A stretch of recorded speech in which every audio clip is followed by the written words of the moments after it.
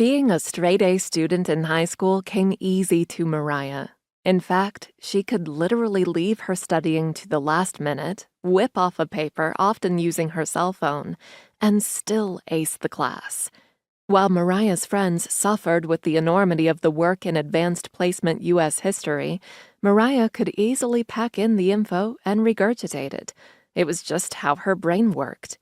This natural ability allowed Mariah to easily fill her days with choral practice, student council, and be a best buddy to students with disabilities.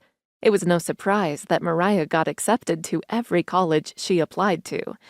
But when she got to college, it was totally different. She could no longer put things off until the last moment. After failing a physics quiz, Mariah freaked out. She doubled down, pulled all-nighters, and would not accept failure. Once carefree and giddy, Mariah became tightly wound.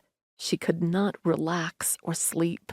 Mariah became controlling, and her new friends stopped hanging out with her. Justin was recruited to college for football, his great love in life.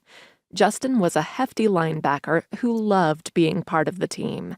His 3 roommates were also football players. From the get-go, Justin knew he had friends for life.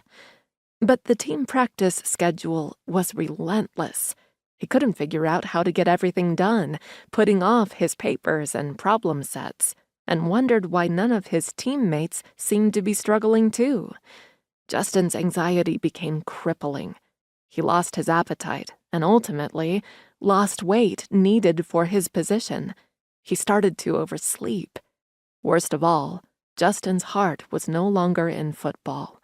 He found himself crying several times a day and felt ashamed. The tough guy became homesick. Lewis had worked hard to earn his doctorate in computational neuroscience. Now 35, he was part of a prestigious think tank. Lewis had global collaborators and grant funding.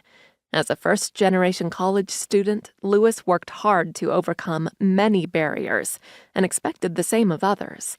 But there were growing complaints to senior faculty about his condescending attitude toward his research associates, who saw him as a bully.